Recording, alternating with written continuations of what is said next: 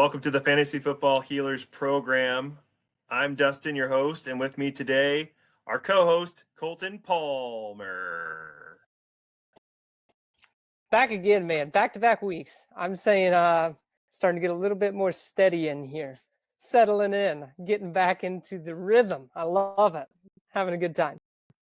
On today's episode, we're going to go over today's answers to yesterday's problems. We're going to go over a 2024 updated rookie mock.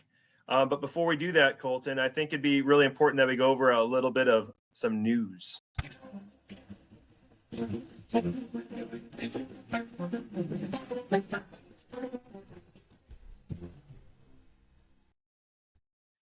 Biggest news I think that came out of this week was Deshaun Watson re-tearing his Achilles tendon.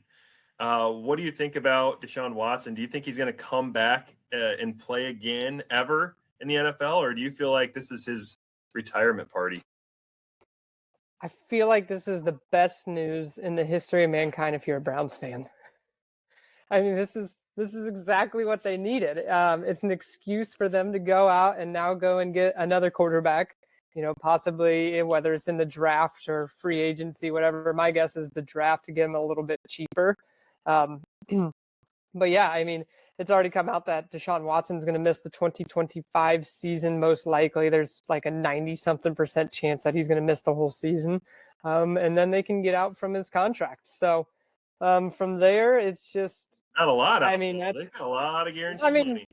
They're still going to have to eat some, but it's not at least that much. And they're also going to have to get a quarterback now because they don't have one for all of next year. So this is like their little way of sliding in a quarterback without making it look so bad on that GM that signed that deal. So do I think Deshaun Watson will ever play again? I think yes. I don't think this is his retirement party. Someone that we see it every single year, all these quarterbacks or these quarterback needy teams, and there's going to be someone willing to take a shot on him.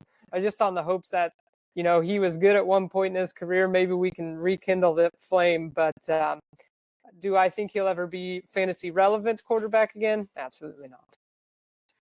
I feel like he's completely just taken a nosedive down, even a stronger nosedive down than Cam Newton did. But even the New England Patriots did take a shot on him once, I think actually twice. And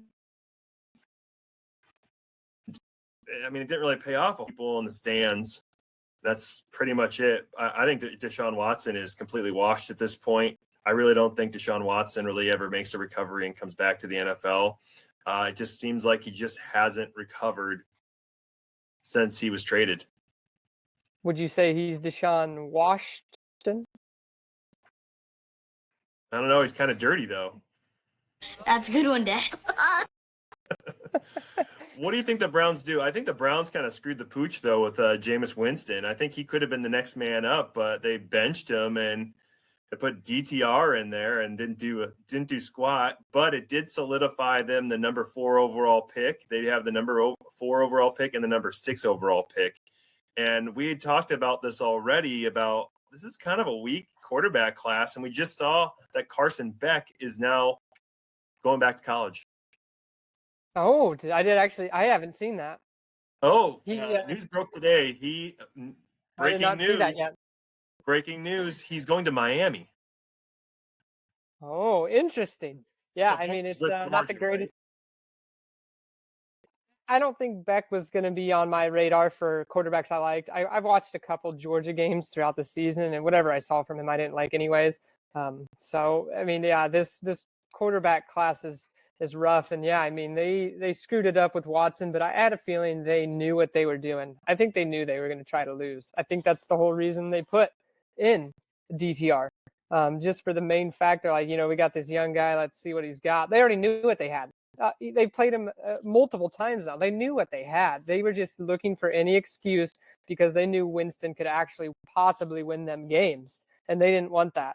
So the fact that, you know, I think Winston's going to get another chance somewhere. At least I hope. He's one of my favorite players in the league. He's just such a fun guy, and I just love his attitude, man. I love the videos of him getting all hyped up.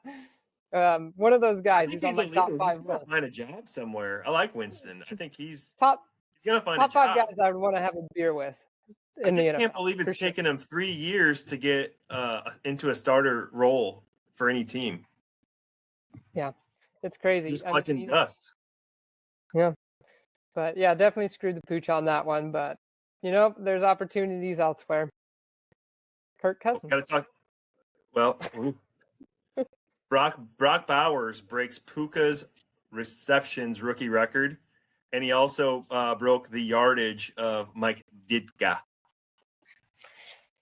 Yeah, man, poor Puka just gets to hold on to it for one little measly year. but that's awesome for Brock Bowers, and you'll see how my rankings have adjusted to take account for that. Guess we shall see. But Brock Bowers did need an extra game compared to what Puka did last year. It's gonna be hard. It's gonna be hard to compare some of these history records coming up soon. That is true. I mean, but no one's going to remember that. I mean, when you look down on it in 10 years or something, you're going to look, oh, yeah, he has the record. Not, well, he did it in one less game. Some of the older folks might, but the new generation, they're just going to know who holds that record. They're just gonna have to do it like receptions per game or like average of yards per game and things like that. But or fantasy points. If you want to go the fantasy points route, that could be an option too. And then one last bit of news before we get into our 2024 Rewind rookie draft.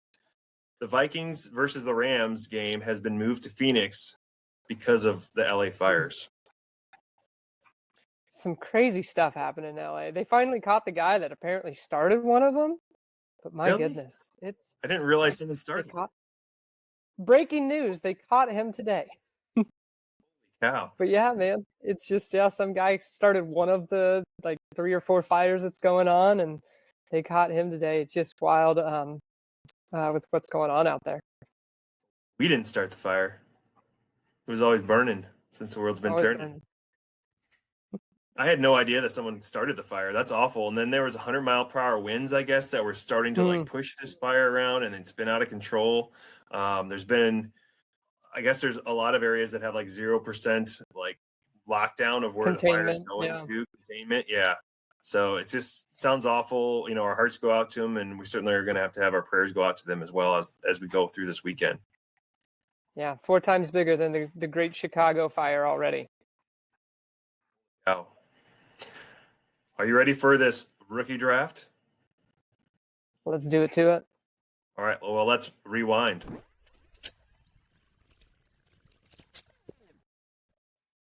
Welcome into the Fantasy Football Healers program. Today we are going through the 2024 rookie draft. And first off, we're going to go with Colten at the 1 spot and all the odds. And I will be doing the evens. Colten, do you want to break down what this rookie draft is all about? Man, I'm going to be looking forward to when we do this one next year, because I'll be hitting the 30 mark. So I'll be going back to 29 feeling real good when we do this next year.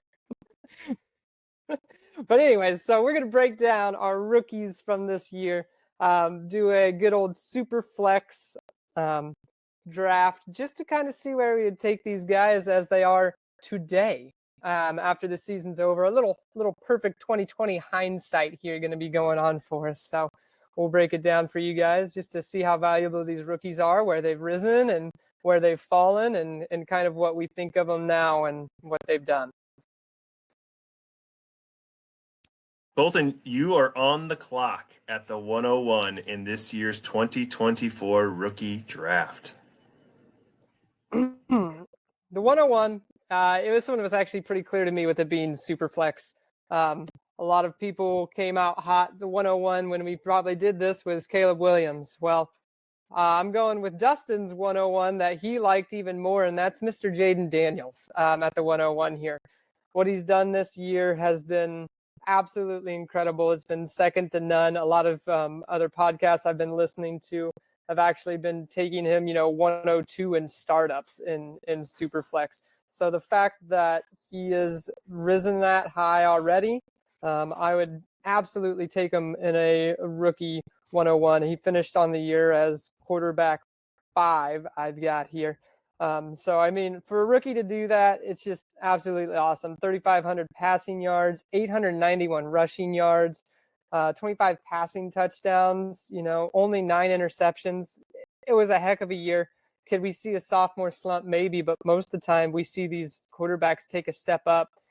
His big concern was that he didn't know how to slide or not take a hit, and he stayed healthy for the most part this year. So just to see him rise up and take that 101, it's been pretty awesome, and I think I'd take him 101 no doubt every time. Oh yeah, you're not going to get any argument from me.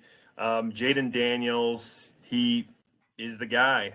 Definitely in this year's rookie draft for the quarterback position. Obviously, there was a couple other quarterbacks that were kind of in the mix there between like Caleb Williams, Drake May started to ascend, Bo Nix. He really, at an older age, playing very well with the Broncos, and now is helping lead them into the playoffs this coming weekend. And for me, though, at the 102 spot, didn't really change a whole lot for me. I'm still going Malik Neighbors. Malik Neighbors, my wide receiver 1 for this class. I said it from the beginning. I'm still sticking to my guns.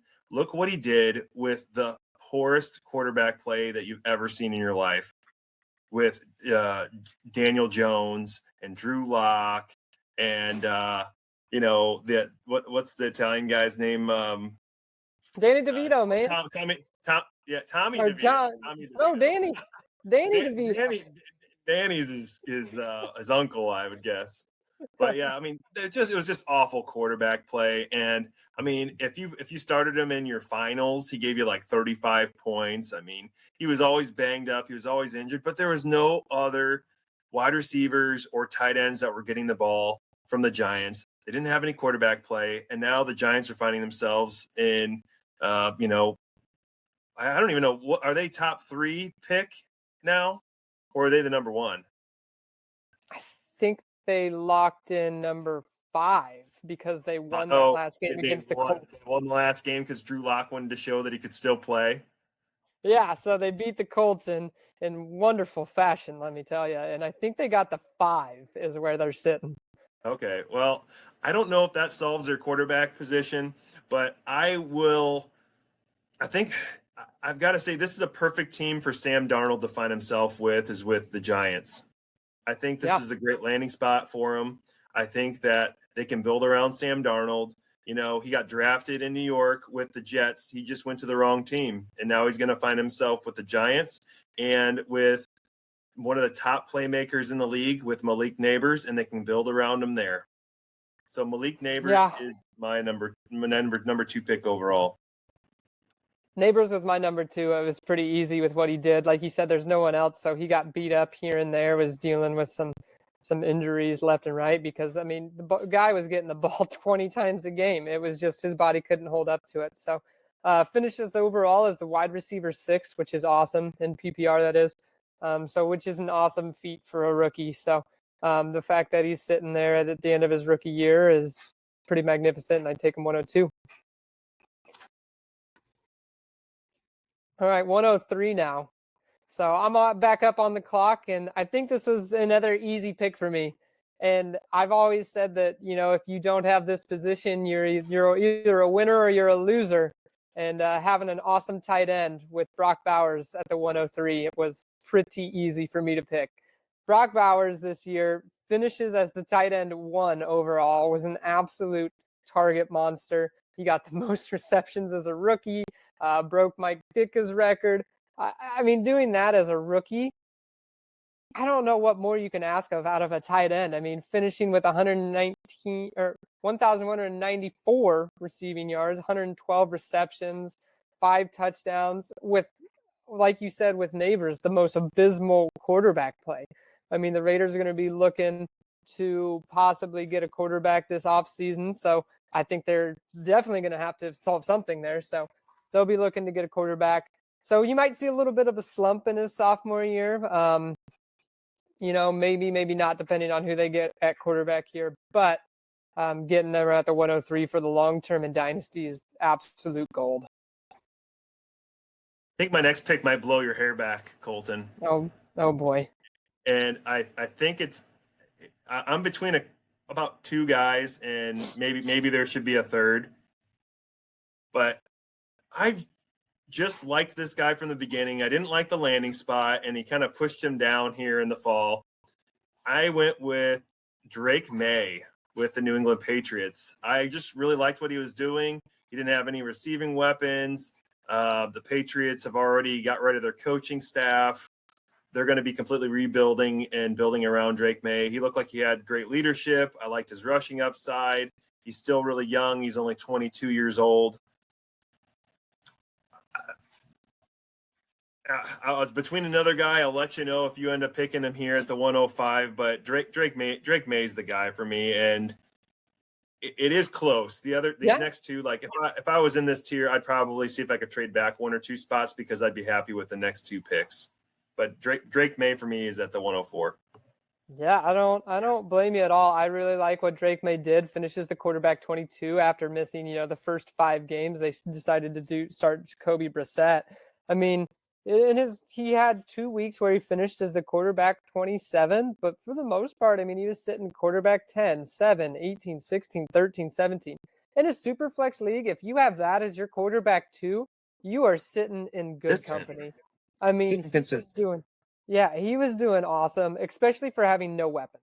That is going to be the absolute main point of the Patriots' concerns this year, is getting him some weapons and getting him an offensive line. So Gerard Mayo is out as the head coach. They're going to be finding somebody, hopefully someone offensively minded, that can get Drake May really moving, get him some weapons, and hopefully we can see even more coming out of Drake May next year. Aren't they thinking Vrabel is going to be the next guy there with New England? That's what there was rumored to be. That rumor is getting hot. It's getting pretty warm. It's getting pretty hot. I see that happening. They got a really early first-round pick. They're going to easily go with one of the top wide receiving weapons in this class. There's not very many, so they need to get them early. There's maybe I got about 3 wide receivers that are pretty interesting, but they're going to be the first ones to pick the wide receiver, in my opinion. So hopefully they get the number 1 option. I think they're like the 101. Patriots are 101 now. Yeah, I think you're right. But I think that if they're smart, I think they'll trade back, get some assets, and then they can still get one of these 3 wide receivers. And then at the same time, I see Higgins, also being a guy that could potentially land there. I could see a guy like Keenan Allen getting a 1-year contract to the New England Patriots to, surround this quarterback. Absolutely. And he'll do a heck of a lot better with Drake May than what he did with Caleb Williams. But he did play well when he was healthy. Right. I mean, I was absolutely thinking Keenan Allen getting a year deal and them moving back with like the Giants or something and getting, Ted McMillan or something like that. So there's definitely a good possibility of them moving back in that draft to get a little more capital and still get the wide receiver they want. Sounds like Higgins might be locked in Cincy with the way Joe Burrow and Jamar Chase are talking. But we'll see how that unfolds. But all right, well, this makes my next pick, I think, super easy because I think my top 4 were pretty locked in. And I was not seeing Drake May reach the 104. So at the 105 here, I'm going to reach maybe for a little bit on what you think, but finished this year as the wide receiver 4. Yeah. And that is Brian Thomas Jr. Man, I whiffed on this guy over the last offseason. I had him as like my wide receiver 5. The videos I was watching, he let the ball kind of just land into him. And so I let that kind of phase my liking for him. And so I kind of faded him more than what I should have, but he is an athletic freak. He was doing it with Mac Jones here at the end of the year and just putting up number after number. He is obviously the best wide receiver and the best receiving option on that team. I mean, he just looks like an absolute stud, and to steal him at the 105, knowing you have a wide receiver. I mean, he won people championships. He actually beat me in the redraft championship. My sister had him, and so he actually won her a championship. So unfortunately against me, but that's it would be awesome to get him at the 105, seeing how good he is now. I think that was a great pick. It was really between May and Brian Thomas Jr. for me, and Brian Thomas was a complete miss on my end. But it hits me every time with the Jaguars. Just when I think that I know who the wide receiver one is, then they change the week or they change the person. But I will say Brian Thomas was consistently the target week over week over week over week. And so we'll just see what next year brings. I'm still not that excited about Trevor Lawrence as the franchise quarterback for the Jaguars. I think he still has a lot of growth to do as a quarterback and as a franchise and a team. And it's still kind of hard to believe they're only a couple of years away from when they made it as far as they did to the AFC Championship game. Yeah, the good news is Doug Peterson was let go as the head coach, so they'll be looking for another head coach as well. You know, I keep saying I love offensively minded head coaches because it's great for fantasy. So hopefully they get an offensive minded head coach that gets them in the right spot, gets Trevor Lawrence back in step. Because I mean, he's a capable quarterback. It's not like Trevor Lawrence is a terrible quarterback. He's very capable. Do I think he's a superstar? No, but he's definitely able to get it done. So hopefully they just get that the right coach and get the ball rolling. So the next player that I'm going for was the consensus 101 as we were going into the fall. And we all know that's Caleb Williams. I think he underwhelmed. When he was right in front of the stage, everyone's going to remember the Thanksgiving Day game, and just petering off the seconds at the end of the game, not really managing the clock well, not really showing the leadership that you would like. But I thought this was really interesting that I saw this. This was through 16 games, and they had a meme online, and it had Caleb Williams bust versus Daniels, the generational rookie. Both their yardage was about the same. Caleb Williams, 3,271 yards, while Daniels was 3,303 yards. Passing touchdowns, Caleb 19, Daniels 22. Interceptions, Caleb 5, interceptions 8 for Daniels. So it's just really interesting how our mindset, we see all the wins that Washington is doing, how successful Washington has been, how they're now in the playoffs compared to the Bears are sitting at home on the couch. Caleb Williams really wasn't that far off from some of these numbers. The main difference that isn't on this meme is the rushing upside of Daniels. Yeah, and I mean, we knew about that rushing upside going into last year in the offseason, going into the draft last year. Everybody was just Caleb Williams was so hyped. He's generational, and they've been saying that for 2 years. I mean, some of the concerns that we saw with Caleb Williams in college, that he loves to hold on to the ball, is kind of what we saw come to fruition in the NFL. He was the most sacked quarterback. So maybe they can get an offensive coordinator and a head coach in there that gets the ball out of his hands just a little bit quicker. Get him an offensive line, so maybe he could hold on to it a little bit longer like he likes to. I mean, it just kind of depends on how they want to play their strengths here. But getting the ball out quicker. I mean, he wasn't terrible. He only threw 6 interceptions. What he was really known for in college is being able to extend the play, getting outside the pocket, moving. That's when he made things happen. And it just didn't go as well for him this year because I don't know if you know this, but playing in the NFL is hard. It's a lot harder. Well, no offensive line. They had no offensive line, Colten. Worst offensive line in the league. He had no time back there at all.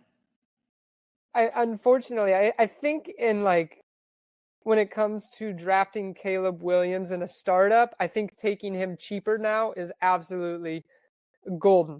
You're going to be able to sit back on him a little bit longer, maybe late second, third even, getting him in a Superflex league, trying to trade for him. Whoever bought him last year in Dynasty, they're not giving up on him now. I mean, they're going to be upset, but they're not giving him up for what you want to pay at this point. I mean, I don't think you just get him for a first and a second. I think you're still looking at multiple first plus possibly. So people that got him were so in on him. I don't think they're giving up that quickly yet. But, taking him in a startup draft is absolutely what I would be doing. Colten, the grass is always greener on the other side. We start seeing some of these rookies do their pro days, doing some of the combine, seeing Jador Sanders, do some of his things, and Cam Ward. People are going to get excited for some of these rookies. Seeing Gentry, at the potential 101 spot, I think if you had an early first, if you really wanted Caleb Williams, you could get Caleb Williams plus for one of those top 3, top 4 picks this year. Oh, just man, if I had him, I wouldn't do it. Watch. This is why you listen to us. Don't do it. Do not trade him in for this year's quarterbacks. Don't do it. QB 16, Caleb Williams this year. Hey, I'll take QB 16. You know, I would take QB 16 all day in a super flex. If that's your quarterback too, absolutely loving it. Loving it all day. All right, you're on the clock at the 107. 107. All right. Well, I'm going to stick to my board here. And he was another one. He was the consensus typically 102, landing in right behind Caleb Williams. Another one with a disappointing season. You know, Marvin Harrison Jr. Is obviously the one I'm taking here at the 107. Disappointing. It's really that's all there is. Big mistake. Finishes as the wide receiver 33 this year. 885 receiving yards, 62 receptions, 8 receiving touchdowns, 116 targets. Does that go to him? Is that on, Kyler Murray? I don't know. But I still liked what I saw on tape with Marvin Harrison. He was still there was some plays too.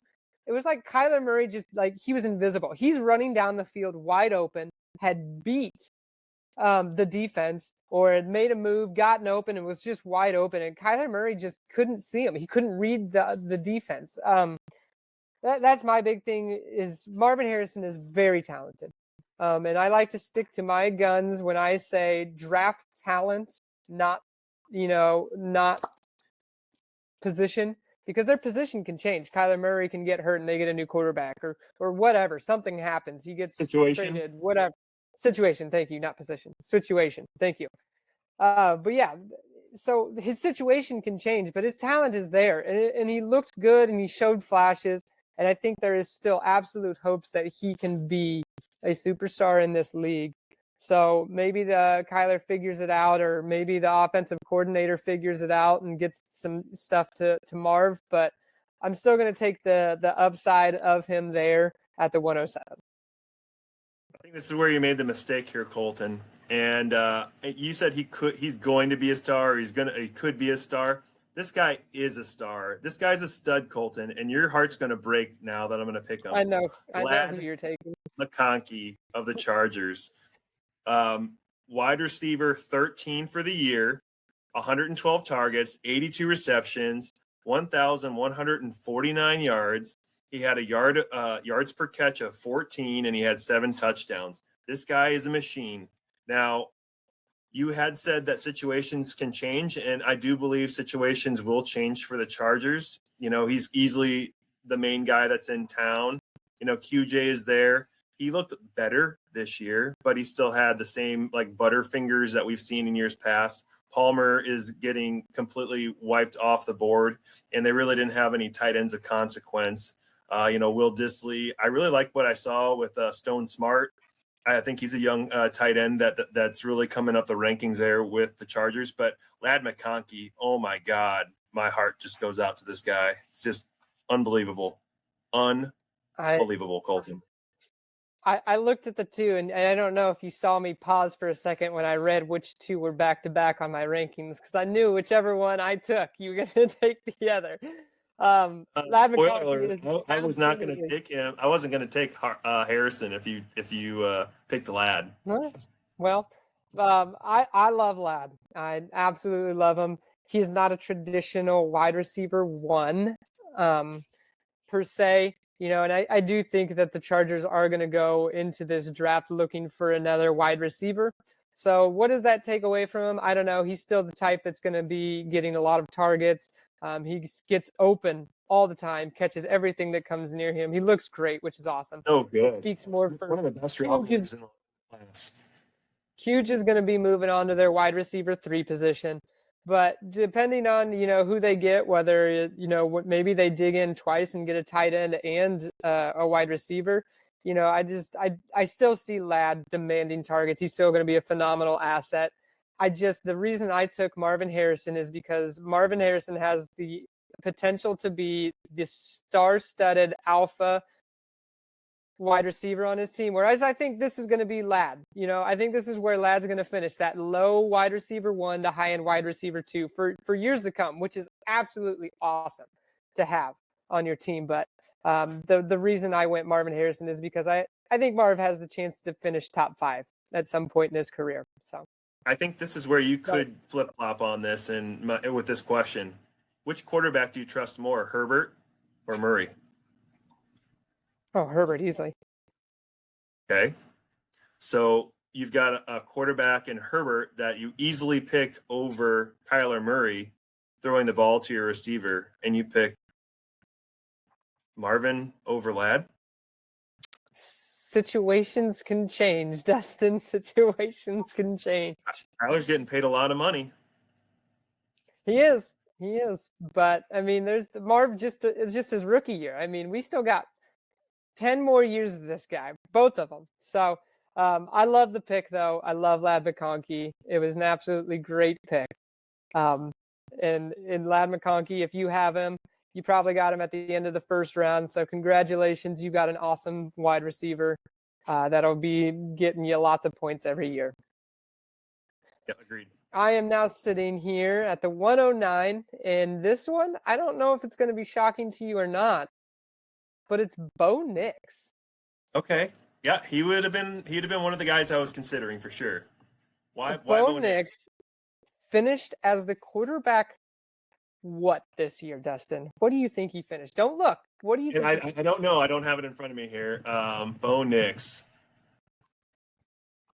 I'll give you his lines. 3,775 passing yards, 430 rushing yards, 29 passing touchdowns. I guess eighth. 7th. Oh, Bo Nix finishes as the quarterback 7. And he had all the rushes too. Oh yeah, I mean he can move, and this is what he did in Oregon, and this is kind of when he came out of the draft and everything. It was he'll get you some rushing, and he's pretty accurate. His big hit was Oregon ran an odd offense where they only threw 2 yards beyond the line at max, and that was the problem. But we saw Ryan Grubb go to Seattle and try to pull the same crap, and it didn't work, and he gets fired now. So obviously it was never Bo Nix. It was the offensive coordinator and Ryan Grubb. And so the fact that it didn't work out and we're seeing Bo Nix just absolutely explode onto the scene. Honestly, there's the potential. I would have maybe taken him a little higher. I don't know. I can't really tell. I think the big thing with the Broncos, offense is they have nobody, and he still finished as the quarterback 7. If they go and get some weapons this offseason, what is his ceiling? They had to depend on the pass. I was going to say they couldn't run the ball. Javante's gone. Audric Estime's a plotter. Jaleel McLaughlin is awful. So, if they get a running back that can, do some pass catching, just get a running back to take some pressure off this passing game in general. It's a wild ceiling. The sky's the limit for Bo Nix, and he looks great. Rookie quarterback leading his what everyone thought to be a garbage team to the playoffs. Super excited to get him this late in a rookie draft. Bo Nix or Caleb Williams? I think I'm still going to stick with Caleb Williams on that one, but it's borderline. Bo Nix, Drake May. Oh, Drake May. I'm Drake May. I would stick Drake May above Caleb Williams too. I think that now here at the 110, I think this is where it gets a little bit more interesting. I think I still have to go with this guy. Again, it's the situation I really don't care for as a whole. I think he underwhelmed this year. I think we saw going into the 2024 season, he was going to have that JSN type of role, being the wide receiver 3 for the team and potentially ascending and kind of gaining some speed as we enter the end of the year and going into 2025 could potentially be the number 2 receiver. And I've got to go with Rome Odunze. I think Rome Odunze, his talent is unbelievable. I don't know if you watched him at the combine, but he kept wanting to like redo the cones over and over and over again just to show that he can be better than the rest. And I just love that work ethic. And to get him here and having him fall all the way down to the 110, absolutely love. In my Superflex Heroes League, I couldn't believe that I got him at the 108 in 2024 in the fall. But 110 just feels like I'm stealing from you. Yeah, I wouldn't have taken him here. Rome Odunze, I think he is a good wide receiver, but he did have two good wide receivers ahead of him in Keenan Allen and DJ Moore. Couldn't think of his name for a second, but I mean, we saw the Bears' offense have problems in general, but Rome Odunze just seems like he was not getting into it and starting to take over the role. Like towards the end of the year, I mean, wide receiver 61, 49, 98, and that's week 15, 16, 17. He had two finishes in the top 15, and that's week 14 and week 3. And just it was so sporadic with where it is.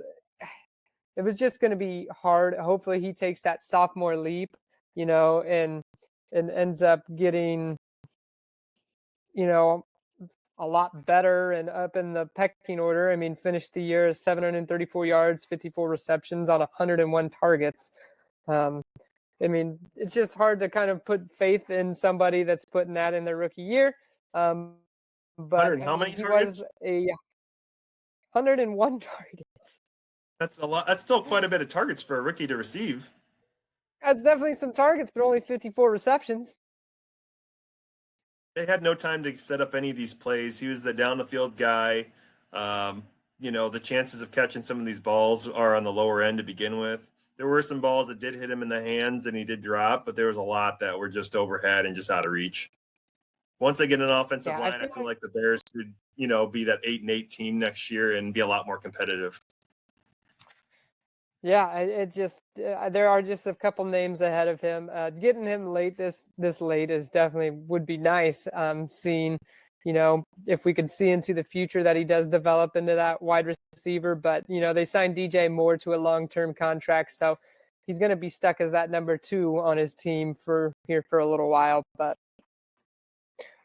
I am on the clock now here at the 111, and I think this pick is going to surprise you.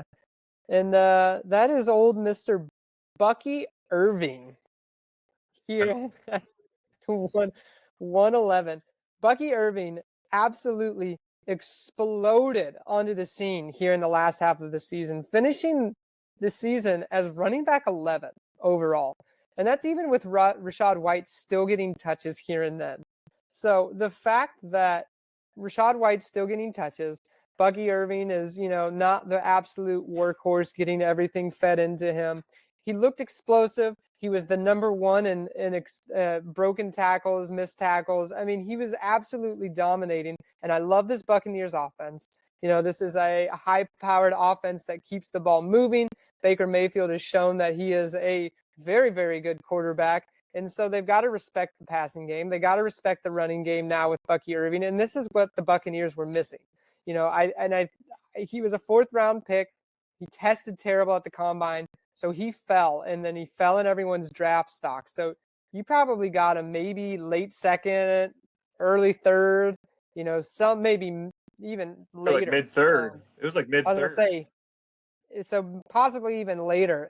And I think he's here to stay. He looked good, and this is exactly what Tampa Bay was looking for. This is what they wanted Rachaad White to be. Also, not to mention his whole thing in Oregon was he was a pass-catching running back. So the fact that he can take over that role from Rachaad White as well, it's absolutely incredible. 90% of the balls thrown to him were caught, which is insane.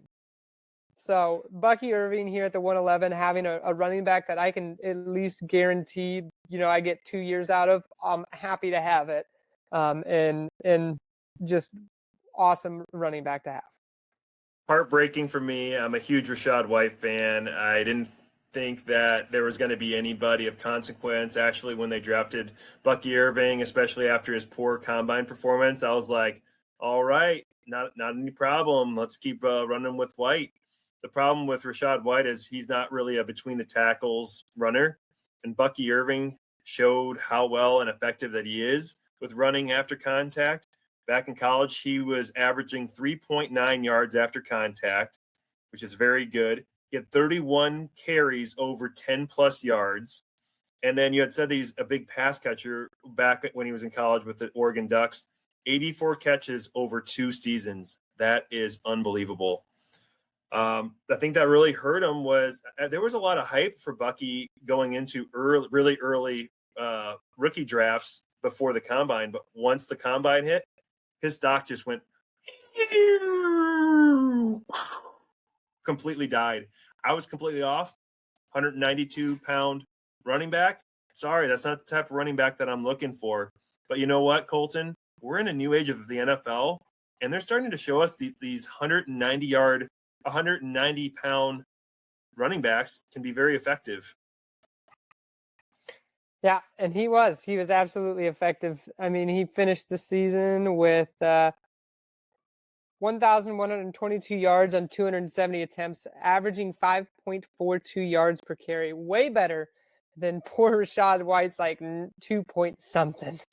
So he showed that he's the better back here, especially between the tackles, but they can also use him in the passing game too. So I think he's going to be a big utility knife for the Buccaneers going forward. Agreed.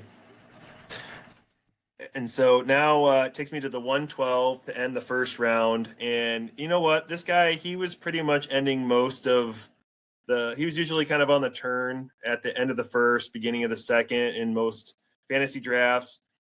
He really caused a spark in the combine with running the fastest 40 time. He finds himself in a situation with, at the time, the best quarterback in the league, Patrick Mahomes. I'm going with Xavier Worthy. Xavier Worthy, he, in a lot of cases, was starting to look kind of like a bust there at the beginning of the season. Rice was really cooking, and the rest of their team really wasn't putting up a lot of points as a whole. I thought you liked that one, Colten. But I was trying not to laugh into the mic. As the season progressed, we saw that Xavier really started to end the season strong. And those last 4 or 5 games, if you were playing him in fantasy, he was giving you 20 plus points each week. And I will say, I ended up trading what's going to end up to be the 111, Keenan Allen, and what else was there? And there was another player for Xavier Worthy, and I'm still feeling pretty good about that trade overall, even though Keenan Allen played very, very good. I'll look up and see who that other player was. I can't remember on top of my head. Yeah, the Chiefs really like to do this thing with their rookies that they bring them in extremely slowly into their offense and their offensive work, except for Xavier Worthy, where the game 1, he ends up as the wide receiver 11 with an end-around run for a touchdown and a receiving touchdown, finished with 20.8 points. Well, for the remainder of the year, he kind of just here and there, just kind of, got slowly worked into their offense, everything. So exploded on and then kind of took this ride down. Everybody was out on Xavier Worthy for a while. And then back towards the end of the year, we saw the Chiefs start working them into the offense more. He looked good. He looked like he knew what he was doing and that he was just like connecting great with Patrick Mahomes. And like you said, came on strong those last couple weeks in the fantasy football playoffs for him. So I like Xavier Worthy a lot. A nice little speedster to have there with Patrick Mahomes and Andy Reid. So definitely a good pick here late in the first. Well, and then remember, after Rice went down, they went out and got Hopkins right off the jump, and that was about the time when I ended up trading for Xavier Worthy. And the trade was I traded Keenan Allen, Antonio Gibson, and my 2025 first, which ended up being it's going to be the 111. For Xavier Worthy and a 2026 third. That's not too bad. It was looking like maybe I made a mistake when Keenan Allen started to really go hot, and that 2025 first, I was kind of wondering how that was going to be. I knew it was going to be kind of on the later end. I just didn't know if it was going to be the 110, the 111, or maybe the 112 if I got really lucky. But we have a pretty strong juggernaut in that league. But I still considered myself at least in the top 3 teams in the league, and I ended up as the number 2. Yeah, definitely not a bad trade mid-year for him, especially since he did kind of take that little dip down. Well, All right. just to lay everything on the table again, the last thing with that trade is I had DJ Moore, I had Keenan Allen, and I had Rome Odunze. I didn't want to have all 3 of these Bears wide receivers on the team, so I had to move one of them, and Keenan Allen was the one that I thought was going to lose value going into next year. Oh, absolutely. Okay. All right. Next 201. on the clock, 201. This is pretty You should easy. probably do a little bit more speed here in the second round. Yep, that's all I was gonna do. And in 201, it's pretty simple for me. The starter quarterback got absolutely benched because he couldn't move, looked terrible. And Michael Penix steps in, shows that he's a capable NFL quarterback, shows that he's going to absolutely target the crap out of Drake London. So throwing Michael Penix in there, the fact that he's now the starter and he's the foreseeable starter of the future. Falcons did have a plan in case that Kirk Cousins couldn't play football anymore. In case that was the plan. So I like Michael Penix going forward here. Especially if you're in a league with 6-point passing touchdown. I mean, he is pretty much a pure pocket passer. But the fact that he can still get it done with the yardage and some throwing touchdowns with Drake London, I like him here. Yeah, I think that's a perfect spot for him. I ended up drafting him in like mid-second round in a lot of these Superflex leagues, and I always considered him, well, at the very least, he's going to be a first-round pick going into next year. So now here we are. He's looking like the starter for Atlanta going forward. They already said that Cousins is going to be the backup quarterback going into next year. And with also the thoughts of them potentially releasing Cousins in March to save a few $1 million. So great pick with Michael Penix. He surely has ascended. And at the 202 spot, I think I'm making a little bit of a reach here, but I'm going to go with Jalen McMillan of Tampa Bay wide receivers. We saw towards the end of the season, he was really starting to come on there with Baker Mayfield. Godwin had gotten injured. They needed a number 2 wide receiver, and Baker really didn't miss a beat.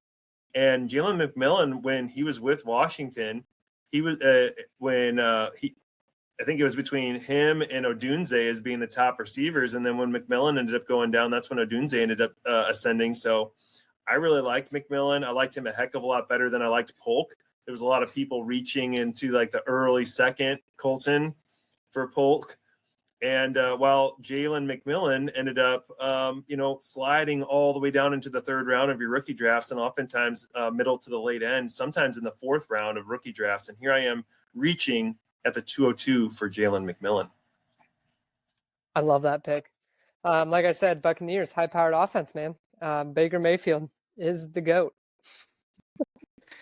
But yeah, I love that pick. I have a lot of Jalen McMillan shares actually because I really liked him, and you were able to get him late second. Even I think I stole him in the third in some. So the fact that he's risen up this high, it just is awesome. Moving ahead now to the 203. This one is where I think there is a big tier break for me. It's kind of now it's just a toss up in the air of maybe these guys will ever develop for me. I don't know if it's that feeling for you, but I'm going to go with the one that I think has some solid upside. I think he'll be the wide receiver 2 on his team this next year. Ricky Pearsall got shot, started out a tough way for his rookie year. So was recovering from that, came onto the scene, had a couple of good games, showed some flashes here and there, showed that he was pretty good at catching. Not the savviest of route runners, but he could make some incredible catches, which is what he kind of did at Florida. So if they could really refine his route running and get him better, there's some question marks going on in San Francisco. Is Brock Purdy going to be the guy? What are they going to do with Debo Ayuk and all that stuff? So just getting, a piece of the offense and maybe hoping that he can develop into a wide receiver is kind of what I'm taking a shot at here. I'm kind of worried that they're going to re-sign Jennings for a cheap contract, and it's going to kind of push Ricky Pearsall out a little bit more. I believe he did get extended. Jennings did last year. actually. I think that's concerning for me drafting him this early, but I do like Pearsall. They just came out with, I think it was within the last week I read that Pearsall wants to meet back up with the 17-year-old that shot him while trying to steal his watch, and he wanted to just kind of have a better understanding of where this kid's mindset was. He says that he's not one to judge. Everyone's situations are a little bit different. We're kind of at an age of like all the mental health problems and things like that, and maybe this person was just kind of on the ropes, and unfortunately Ricky Pearsall was there and became the guy from Taken. I do have are a very particular set of skills I've acquired over a very long career, skills that make me a nightmare for people like you. And unfortunately the 17-year-old just messed with the wrong guy, and Pearsall just laid him out. He only had a few weeks out in the preseason, and then he was thrown back in, or should we say he was shot back in to this offense. I don't think you can say that. My goodness. Yeah, just taking a shot on it with Ricky Pearsall. Oh, you're taking a shot on Pearsall here at the 203. Well done. Well, I'm gonna take a shot on another guy, and he's an older prospect, but I really like what I saw on a team that really was not getting much traction through the year. I already had gotten Malik Neighbors from this team, and now I'm going with Tyrone Tracy. I really think that he was electric whenever he had the ball in his hand, especially when he was healthy. He beat out a guy that they had brought in, and Devin Singletary, and he ended up pushing for that front position really early on in the season. And I don't know, I just really like his play style. I thought he was electric. And again, the Giants, they're going to get better. And now hopefully they'll get a quarterback of some consequence that will help move the ball and get them into the red zone a little bit more. And Tyrone Tracy, I think, is going to be part of that 1-2 punch. I do think they're going to bring in another running back, but Tyrone Tracy, I think this is where I'm going to take my shot on him at 204. So I disagree. I don't think they're going to try to bring another running back into this at all. Devin Singletary was brought in as their guy, and he was offered, I think next year his cap hit is $6.5 million, and his dead cap. So if they cut him, it's $6 million. His dead cap. So they saved no money by cutting Devin Singletary here. So the fact that he's still sitting on that team, I think they're going to use him. It's going to be a little bit of a timeshare. I still like Tyrone Tracy. Don't get me wrong. He was the more explosive back. He looked good, looked explosive with the ball in his hands. But, that just maybe makes me like him even more is the fact that they can't cut Singletary. I mean, they got a meat shield in front of them. Right. They literally they save $500,000 if they cut him. Woohoo. So the fact that Devin Singletary is still going to be there, sure, he maybe cuts into it a little bit, but yeah, it might just take a couple of touches that don't really matter away from Tracy. But all right, next up at the 205, this is where it gets really tough for me, man. It's getting kind of sticky. Yeah, it's getting sticky. I'm at least going to take a shot on the potential who I believe the MVP should be as wide receiver. That Josh Allen is the MVP, by the way. But Keon Coleman, he's a 50-50 guy. That's kind of what he was in college. Like we said, he had a tendency to disappear, and he did this year as well. He had made some big plays. He was able to catch some awesome balls and some 50-50 balls especially, but just getting pieces of that offense, Josh Allen had a weird offense as is, like I said, with Dalton Kincaid, he just kind of flung it around to whoever the heck he wanted to. So the fact that you can't really rely on one person is not so great, but, just taking a piece of this offense here, and maybe he can develop into a little bit more reliable wide receiver. I don't know, but at this point in the draft, we're just kind of throwing shots in the dark. We got to look back at this 2024 NFL draft and remember that Buffalo moved back from the last. I think was it the last pick or it was near the end, Yeah. and I think they moved back No, they moved back a couple times because they moved back and then the Panthers traded up and then they ended up getting the Panthers pick at the 201, and that's when they got Keon Coleman. And so I thought the idea of moving back was excellent, but the idea of getting Keon Coleman over a guy like Ladd McConkey was a massive mistake for this Buffalo franchise. I'm so glad they didn't. I'm so glad they didn't take Ladd McConkey. Because where would Ladd be? I mean, like I said, Josh Allen has been doing whatever he wanted with the ball. So I don't know if we would see Ladd McConkey in the light that we do now if he was in Buffalo. He would have had similar numbers, honestly. I mean, I think he would have been playing that Shakir role, and he would have been more effective. Possibly, but man, I just don't trust pretty much anyone besides Shakir as of right now, to be a go-to guy for that Buffalo offense. It's kind of wicked how crazy they're slinging the ball to anyone over there. But, hopefully Keon Coleman can at least develop and become a little more reliable. Well, we said we were going to pick it up here, and this is about as fast as I can go with my next pick. My next pick, the only reason I'm picking him here at the 206 is because he's a winner. And that's JJ McCarthy. That's all the analytics that you need to draft him early. JJ McCarthy is a winner. That's all you need, man. He wins. He wins stuff. He has a chance to be the starter, which is wild that we're saying that now. When Sam Darnold was struggling this past week, and they showed JJ McCarthy on the sidelines, and then they started to show him walk away, I just couldn't help but think, wow, that guy doesn't have any scapular development in the back of his shoulders. His shoulders are really rounded forward. I just don't see him as a quality quarterback in the league. And I'm a Vikings fan. And they already moved up Daniel Jones, and now Daniel Jones will be backing up Sam Darnold going into this Monday Night Football game against the Rams in a must-win situation, wildcard game.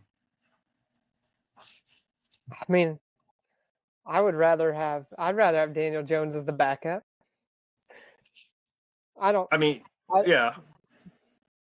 The fact that JJ McCarthy is, lost his whole entire rookie year, and you're getting him at the 206. I mean, I would say him and Penix kind of flip-flopped roles here. I was going to say the same thing.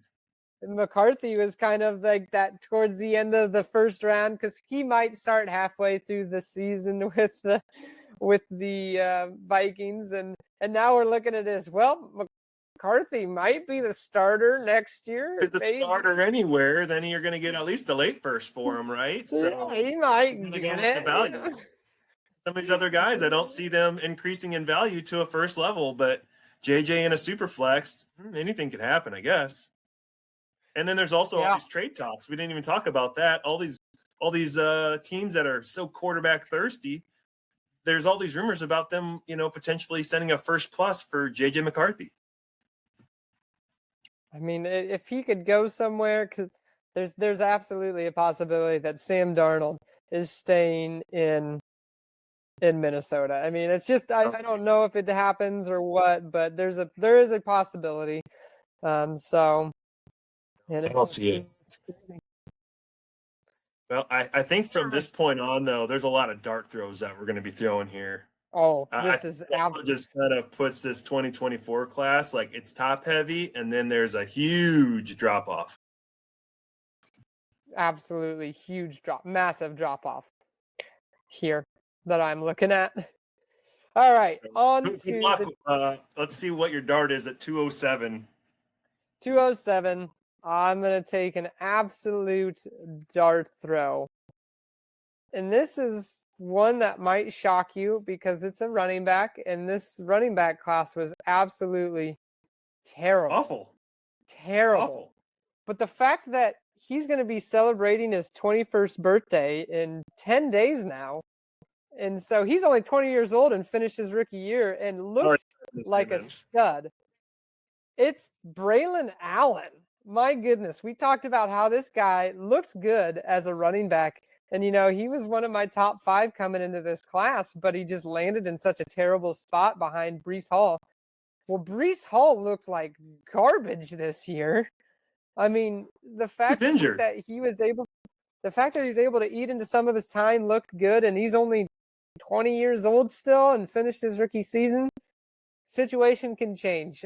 So, he'll be only 23 years old getting his second contract. So maybe he goes to a different team that'll actually use him, or Brees gets hurt again. I mean, but maybe this Jets offense can shake something up and start using two backs. But I like Braylon Allen taking a shot in the dark at maybe he develops into something with how young he is, and that he did have some explosive tendencies and looked pretty good on video. I would just go with the cheaper one. I'd go with the cheaper guy, and that's Isaiah Davis, and I'd get him in the 3rd round. Isaiah Davis, he was a guy I really liked going into the NFL draft. He ends up slipping a little ways, ended up falling behind, becoming either RB3 or RB4. Because remember, they had Izzy Abanikanda also on the roster. So there were so many guys. Like, when was Isaiah Davis going to come on? I'm a little concerned here with Allen. I mean, he started the season hot, but towards his back half of the season, where was he? Back half of the season, we had Davis and we had Brees Hall back in the situation. So I'd go with the cheaper option and just wait another round and just go with Isaiah Davis. I mean, he was going undrafted in a lot of these rookie drafts in the fall. Yeah, possibility. I just like Braylon Allen's size, speed, and everything. So just taking shots, man. It's rough on these rookie running backs this year. We've been shooting a lot since Pearsall. Guns blazing, man. Guns blazing. And so I already wrote mine down here. I'm going with Blake Corum. I'm just not a Kyron Williams guy. And Kyron proved me wrong another year in a row. Last year, Kyron was a guy that you just got off the waivers. And I said at the beginning of the season, I don't like to draft guys that were waiver wire ads going into my redraft leagues or even going into some of my startups. Those aren't the guys that I'm targeting. But for a player that I didn't quite believe in, that had some injury concerns over the last 2 years, I liked Blake Corum. I thought he was a good running back. He was top 5 running back in this rookie class, in my opinion. And he got drafted fairly early. I still see him as a guy that, could ascend going into next year. I mean, we've got the playoffs going here this weekend, and hopefully this is the end of their playoffs. Go Vikings. And then going into the offseason and going into the preseason, there's all this time that could lapse. And I really don't see the Rams adding any other running backs into this backfield. They've got Corum and they've got Kyron Williams. And I really think that's all they need. So why not the RB2 for the Rams? Not a bad choice. Just never did anything. Never did much. Never got the opportunity. I mean, it was like 1 or 2 carries here and there a game. Even towards the end of the year when they said they were benching everybody, they're just like, we're benching Corum too. Why not see what you have in this guy? That's what I don't get. I mean, just see. Like, you haven't even given him the opportunity. They're like, we don't want him to get hurt. But you're not going to get an opportunity anyways. Yep. It makes no sense to me. It's still quite ugly and getting real rough here. And unfortunately, I'm going to take another running back here at the end because the wide receivers here at this point are also not good. And that's Jalen Wright.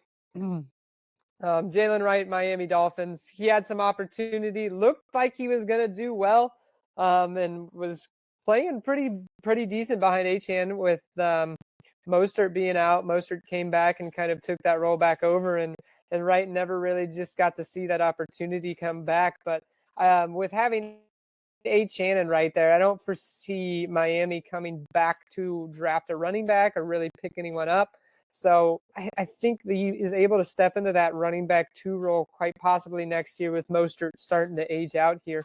But I mean, it's just tough. I liked Wright a lot coming into this draft and everything, but it's just ugly, the numbers and everything. He looks good on running it, but man, it's just been tough for these rookie running backs.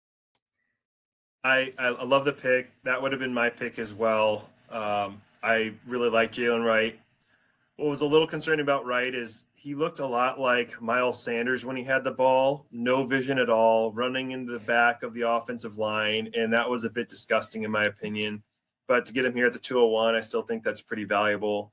And who knows what's going to happen with Miami going into next season? We didn't talk about how Tyreek Hill, he wants out. He wants out. He was out. He was out. He wants out. He's homies. And so this team could easily become more of a running style team once Tyreek leaves. And, why not have Jalen Wright as that 1-2 punch?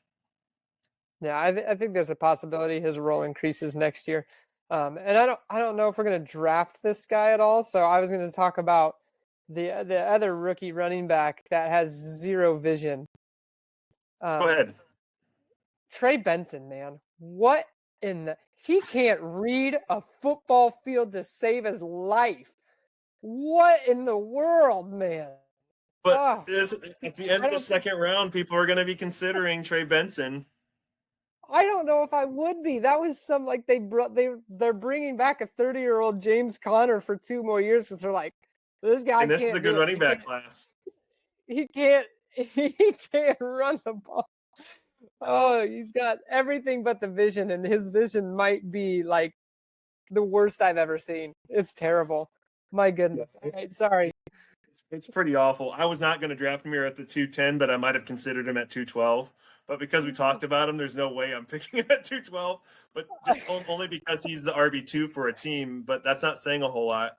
But here at the 210, I'm starting to find myself in a position where there's not any quarterbacks that I'm really interested in. Yes, there's still Rattler that's still out there, but I don't think that he's anybody. The wide receivers, there's still a first-round wide receiver that was drafted in the NFL draft that's kind of lingering on that I will not speak his name. And then the running backs, they were just such a disappointment this year. So that leads me back to the tight end position, and I will be drafting here at the 210 Ben Sinnott, my tight end 1 for this class, which was a mistake. But I think, what happens if all of a sudden he turns into Trey McBride. Trey McBride, he was behind who? Zach Ertz at the when his rookie season started.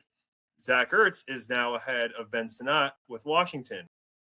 The main difference is Ben Sinnott has a quarterback that I trust a heck of a lot more than Kyler Murray. And I think that with this Washington football team, they need weapons. And I think Ben Sinnott will develop into a weapon that they can trust. So Ben Sinnott at the 210 for me. I like the Senator a lot. I was drafting him in a lot of places.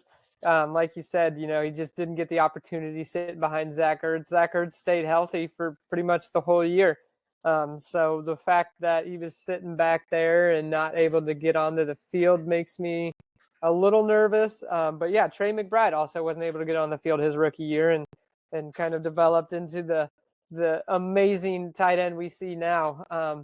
So hopefully he can do that and develop, getting him here late second. It's not too bad. He's fallen a couple spots. He was going about mid-second last time, but I'm glad you took Ben Sinnott because I was going to take one of the 2 tight ends, and whichever one you didn't take is going to be the one I was going to take. So now at the 211, I'm going to be taking Jatavian Sanders. Oh, okay. Of all of the things of the life left in the rookies we have to choose, there's at least a small little beacon here for this guy. Week 9, he finishes the tight end 9, had a nice little run, 6 and 7 with tight end 14, 12, 15, and then he got hurt. So kind of fell off after he got injured, obviously. But, just the fact that there was a little beacon there. And he had some pretty sweet catches there from Bryce Young. And, with Bryce Young being able to develop a little bit better and start to make some actually decent passes, maybe they can build a little bit of rapport. And he can become a flex-worthy option at tight end to have on your side. So, having the tight end 1 on the team, which I think he will develop into and kind of take over as that tight end 1 over Tommy Tremble and all that. So I just like taking the shot once again. I find myself in a very challenging situation, and I think It's going to be kind of addition by subtraction here at the 212 for me. We talked about how Trey Benson had no vision, couldn't pass a 30-year-old running back with the Cardinals with no other real running back weapons. What was the other guy's name? That was the third string running back. Like, he was getting Amari touches over DiMarcado. DiMarcado was getting touches over Trey Benson. That scares the life out of me. Jonathan Brooks was the running back that everyone had hope for. He found himself in a situation that not a whole lot of people liked with the Panthers. And then we saw what Hubbard did, and he ended up getting extended. So now you've got Hubbard still like getting this huge contract. Then Jonathan Brooks ends up re-tearing his ACL, and now he's going to be looking at another lost season. We talked about Jalen Wright. You got him. We've got Allen. I'm in between two players, and I'm going with, and we're at the end here, so I'm going to just talk out loud. Ray Davis was interesting for me. He was a consideration with Buffalo. I thought he played pretty well, but the Buffalo team is really a tough team to trust in which guy's going to get the ball. So I'm going to go with the guy, and it's Pukey, just because we didn't see him. I'm going to say it, Colten. Marshawn Lloyd. Marshawn Lloyd at the 212. Was that who you thought I was going for, or who did you think? I thought it was I mean, when you said Pukey, I was getting really nervous. When you said you hadn't seen him, I was thinking possibly Roman Wilson. He's not a running back though. I like Roman Wilson. I would still draft him in the third round. I would take him in the third, but I mean, I would take him in the third round, not 212. But I like Roman Wilson. He was just injured and he didn't have an opportunity, and I still don't see a whole lot of weapons with the Steelers. And they usually draft well when it comes to wide receivers. I just think that the injury bug got him. Just like Marshawn Lloyd. What's the running back's name that was starting to Kendre Miller? He's got that Kendre Miller-esque ascension where he just wants to be on IR the whole time, and that's pretty much how his whole rookie season went. And Josh Jacobs, I mean, he just let loose for the Packers. Josh Jacobs looked awesome. I mean, the thing that sucks for Marshawn Lloyd is Matt LaFleur came out and said, we have a plan to get Marshawn Lloyd the ball, kind of incorporate him in the offense. He's starting to get a hang of things, coming off the IR. And then I think it was like the Thursday or Friday before, just emergency appendectomy for appendicitis. And I mean, it's just pretty much on the NFI list, non-football injury list for the rest of the time. And I mean, he's finally going to get a chance. And I mean, he's an athletic freak out of USC. I mean, he had some fumble issues. Fumble problems. And that was kind of what we saw in the preseason with him. But, he was going to get a chance if he could hang on to the ball. I think he had a chance to at least, make a mark. But, Josh Jacobs was playing well anyways. So hopefully next year he gets his injuries healed up and maybe gets the chance next year. But my goodness, man, it was rough. I hope he turns. Marshawn Lloyd order. I hope he's not so much of a Kendre Miller as he could be a Chase Brown. Chase Brown, his rookie season, he couldn't pass protect. He was fumbling all the time. He just looked like the game was too fast for him. The main difference is he had a few opportunities. He was on the field. Lloyd didn't have any opportunities at all. I think he touched the ball 3 or 4 times tops, and then he got hurt. So I just hope that with his athleticism, he can maybe figure it out, stay healthy, and have a better offseason, and maybe he can make a dent going into 2025. Yeah, I mean, he had 6 attempts on the season. 6 for 15. Sad, man. Just sad. I would still take a shot on him. Taking a shot, absolutely. 12, you're starting to take shots. I'm looking for upside. I feel like we saw some of these other guys, like we said, like Trey Benson, and I didn't see much out of Lloyd. And I'll take behind door number 2, please. Yes, absolutely. So that's pretty much what we wanted to do here. We wanted to do a 2-round 2024 rookie mock draft, Superflex, and I thought it was really fun going back and forth. You had the odds, I had the evens, and felt like we had a lot of good commentary on some of these players. But then, we saw going further into the draft after the 2-6, it really got kind of hairy, got kind of dicey, and it was a weaker class. It was a weaker class. It was heavy front loaded, and then there was a cliff. Just an absolute cliff of a drop off right after. So, it was good on the front end. You felt great probably right up until about the 202. And then after that it was like but definitely a heavier front loaded class. These are some of the guys that you wanted to target in the off season if you're trying to make some moves for some younger players. Those are especially those first and then the 2 in the second round to kind of focus on as your cornerstone players. These young guys that you can have on your roster for a long time and get a hold of. But just go back and compare from what we said last year of our just regular draft before this season and kind of compare and contrast where these guys went up, down, and all that. So I think you bring up an excellent point. You start to look back at, some of the takes that you had in the fall and maybe where you made some mistakes and maybe where you ascended at, and you try and put those pieces together. I was really off on Bucky Irving, for instance, and, I paid a little dearly. I was a little bit too hot when it came to White.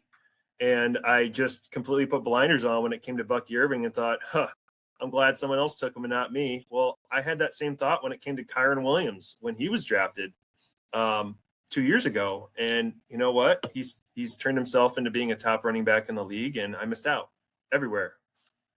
Yeah, same. I was absolutely way too low. I was a Rachaad White believer. I was a truther. And yeah, I let it blind me. And I think it was more the fact that I just hope this guy doesn't steal his job because I had a couple of Rachaad White shares on some teams I was competitive in. So, but don't go dropping Rachaad White though. He's still valuable. Don't do that. So going into future episodes, I think next week, let's do some dynasty buys in the off season, maybe some waiver pickups really quick.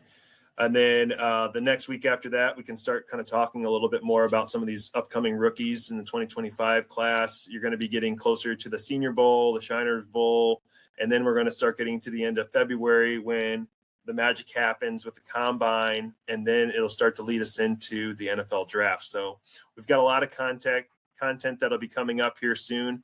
Please stay with us here with the Fantasy Football Healers program. Don't forget to hit the like and the subscribe button. You can find us at FF Healers and at FF Captain 22 on Twitter X. You can also now find us on YouTube at FF Healers. And don't forget to subscribe and like us there too as well. Do you have any last thoughts there, Colten? Nah, just stay active, keep the grind going. That's what Dynasty is all about. It's going to be a fun off season. I can't wait to get all this information into me and out to you guys. All right, and with that, we are the Fantasy Football Healers, and we're out. Salud.